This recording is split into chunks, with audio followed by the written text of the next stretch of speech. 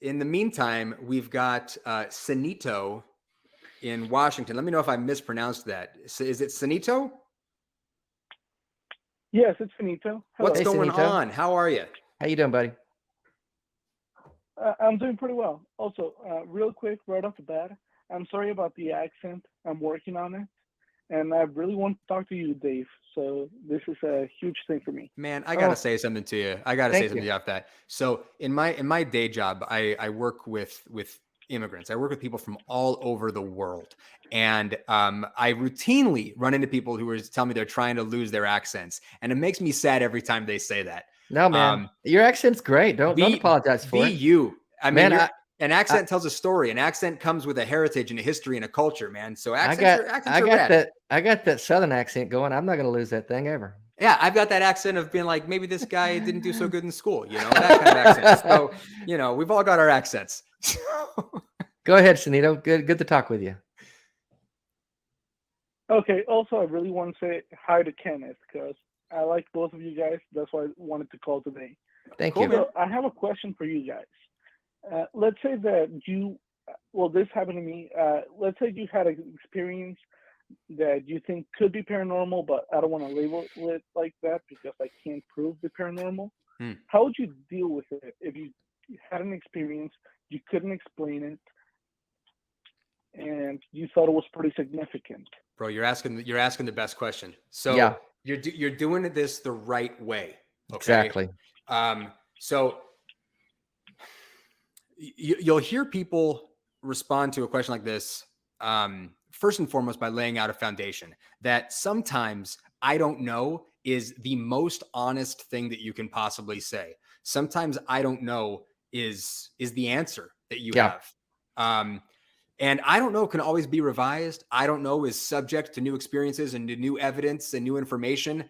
I don't know is a good place to be, but I don't know is a place that a lot of people are very, very uncomfortable with being.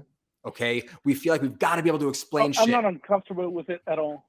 I'm getting that vibe from you, and I very much appreciate that. Yeah, the problem with the trouble we get into is when we start making up answers to fill in the blank of I don't know. Word. And oftentimes we come from we provide the answers that our experience brings us, that we come from. So if I was in a charismatic evangelical culture, which I was for many years, and I believed in, as some of the callers that we've had tonight believed in angels and demons, that I believe there were spiritual entities moving around me and that they had power, then if I had an unexplained experience, I would bring that perspective into the experience and try to label it with one of those, with some kind of an understanding. Yeah. Whereas if I'm coming from a neutral standpoint, then I don't have to explain the experience. I can just point to it and say, well, let me look at the best possible answers for this. Let me go down through a list of things that it might be and come up with the best possible explanation. And if I still can't get there to an answer, I just simply shrug my shoulders and I say, I don't know. And in reality, it probably doesn't matter a whole lot. I had an experience like this on Sunday. All right. So I was down in Kansas City with my family, and I saw a thing in the sky, and from the angle I was looking at it, it looked like, I'm dead serious, like a flying saucer. All right. It had like a little nub thing in the middle, and it was all wide and flat. I was like, what the hell is that shit? So here's the thing. From the angle that I was looking at it, it looked like a flying saucer. And if it would have stayed on that angle and kept going straight, it would have stayed looking like a flying saucer from my perspective. Hey, that's the name of the show. But the thing is, it banked. And when it started to turn, I could see what it was. It was a B-2 bomber. All right. Which those are freaky looking aircraft anyway, but they're so flat and like skinny and wide. Like they look weird depending on the angle you're looking at it from. And I've seen B-2 bombers before. I've seen B-2 bombers from that angle where they look like flying saucers before, but my brain wasn't giving me that. Right. So it's just like, what the hell is that? So if I am left with what the hell is that, if that plane never turns, if nothing happens and I'm just looking at it, from that angle, then I'm left with going, I don't know what that was. Yeah. A lot of people will jump to, I saw an alien. and that's the problem, is we want to fill in those gaps, you know. And So in terms of things we feel, experience, there's been some studies done. In fact, a friend of mine at the Recovering from Religion retreat that we had a few months ago, a friend of mine, Alice Gretchen, who's a former evangelical young lady and deconstructed a few years ago, but she's done some studies, and there have been other people who have, but I know her personally, on brain activity during spiritual events like speaking in tongues and intense worship experiences and being slain in the spirit. And people have wondered, what happened? What was that? You know, was it real? Was it not? What was I experiencing? And there are legitimate studies that have been made that show activity in the brain going on, and chemicals being released in our brain in certain situations that cause us to think we're experiencing something that we're not. Same thing that happens with near-death experiences, where people get close to death and they have these white lights and they think they've gone to heaven and all these things are going on. The brain activity is popping, and it's nothing supernatural. It's nothing spiritual. It's nothing unexplained. It's just what we're learning about the brain as we continue to improve in science. yeah. No, Speaking of that, it may be related to what Dave said, but I used to be in mixed martial arts, and there was an occasion when I was choked out to the point of oh yeah, to the point where I almost passed out for a second. Yeah. And I remember that I saw some weird stuff. Yeah. Around the moment that I lost. That's what's going on. That's what's going on. Thing where it's like it's closing. I've been choked out many times, man. I started doing Brazilian Jiu-Jitsu in 2001. I've been in the game a long time. I've been choked out more times than I can count. And yeah, it's. Yeah, I feel left out. I've never been choked out. I feel left out here. I'm sorry. I feel like, you know, the redheaded stepchild. Hey, speaking of Alice, well, for those if we ever watching, meet Dave, if you want to, I can choke you out. No, yeah. You know what? I'll know how it feels. I'll pass on that. It doesn't sound that fun, actually. I just wanted to quickly say, speaking of Alice, the offer's there. Alice is going to be on The Perspective next month. And Alice Alice was on Ask an Atheist recently with Ethan. Right. It was a great episode. Yeah. I was not familiar with Alice. I'm really glad that I am now. So yeah, check that out. Viewers. She's done some studies because she had when she was her story. If you haven't read it, Wayward is her book. Everyone should get that and read it. It's an awesome memoir. But she was really puzzled by what was going on around her, because it was in meetings with people being slain in the spirit, speaking in tongues. And as we get out of that, we wonder, was that real? What was I experiencing when I did that?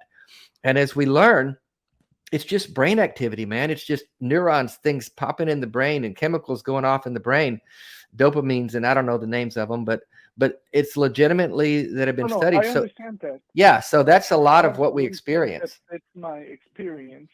Mm-hmm. Because my experience, well, it was weird, but I actually have a person that was my friend that actually witnessed it with me, and I was around 16 at the time. Now, this I could just chalk it up to a weird dream if it had happened to me alone, or if it had just happened to my friend and me. But I actively remember that day we were so panicked. My parents actually found us barricaded in my room with my younger nephew. We were home alone. What was the experience? Yeah, what'd you see? What was it? Okay. Please don't judge. I know it sounds. No, we're not. No. What happened? Basically, we were babysitting my younger nephew. He was about 5 at the time. My friend was 16 or 17. I was 15. And well, we were in the living room hanging out. I went to my room down the hall to get something, and I heard my friend scream in terror, which he normally didn't do. I thought something had happened to my nephew, so I rushed out of the room at full speed, and I see this. I saw a kid that was black, not black, like a living shadow. Just like imagine a kid but completely black running towards me. I moved out of the way, and I ran to the living room. My friend was there. He was holding my nephew. He said, "Did you see that? Please tell me you saw that."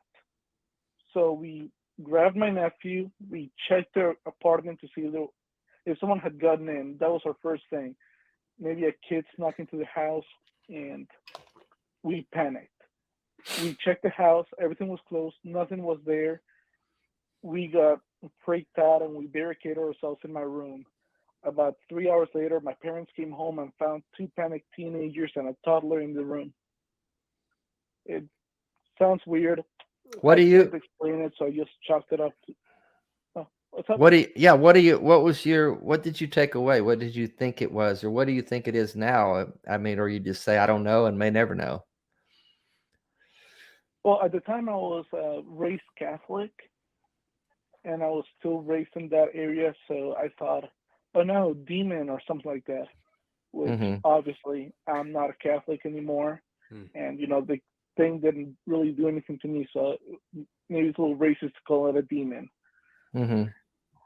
So I just honestly now I literally have no idea. I don't want to say it was a ghost, it was an apparition, because I don't know. I don't even know if it's paranormal or not, because Right. I could see it, which means that something had to have been there, interacted with my eyes, therefore it had to be natural in a way. To further complicate things, So at this my point, big thing, you're also dealing with memory now. So exactly, because I know that memory is not very reliable. So the more I tell the story, the more that I may change it without realizing.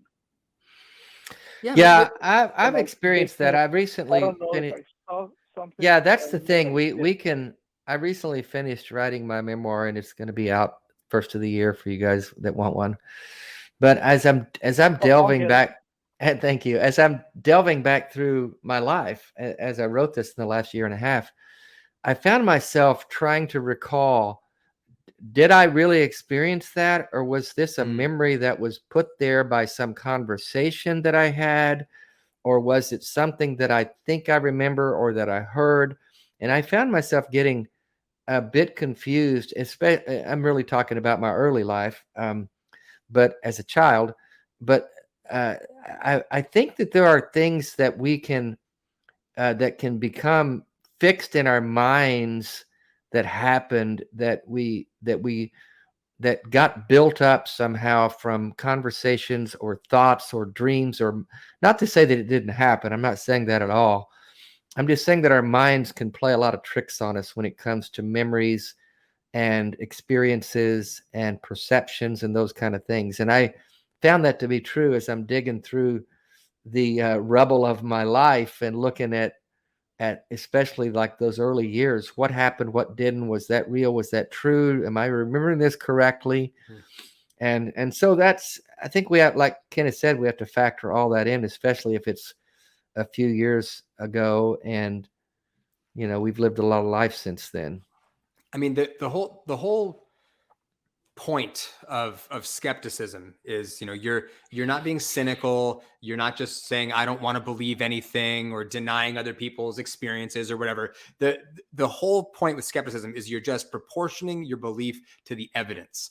And when you have an experience and you don't know what caused it, and you don't know what you saw, and you don't know how to even begin to assess the claim, and it's years ago, you're in the position of if you're responsible, if you're honest, of having to go, I don't know what the fuck that was. It was weird. I had a weird experience. I was creeped out. It scared the shit out of me and my friend, but we don't know what the hell we saw. And that's it. But I think that's what you're doing. That's how I've handled it. Yeah, and I think that's a very healthy. I just want your guys' take on it. Yeah, no, I think you've got the best perspective, to tag the show again. That's the name of the show. In that you're just looking at it going, you know what? I have this experience. I have this memory of this experience. I don't know what the hell it was. It didn't hurt me, no worse for wear. Who knows? I may never know. Also, you may hear something down the road and someone will explain something that happened to them that was similar, and they'll have an explanation for it. Yeah. And you'll go, oh my God, that's exactly what happened to me. Now it makes sense. There'll be some story. That's what I've been waiting for. Hey, you guys hear about there was that skinny guy dressed up like a shadow breaking into people's houses? Like, oh shit, that was the guy. I lived in that neighborhood. Yes.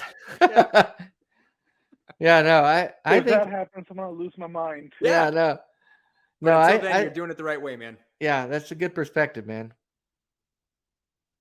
Perfect. Also, just want to say thank you.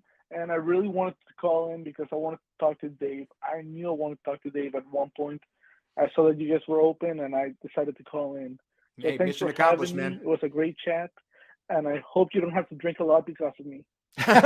No, no, you're easy, man. Thanks for calling. I appreciate your support. I appreciate that. It's good talking to you, man.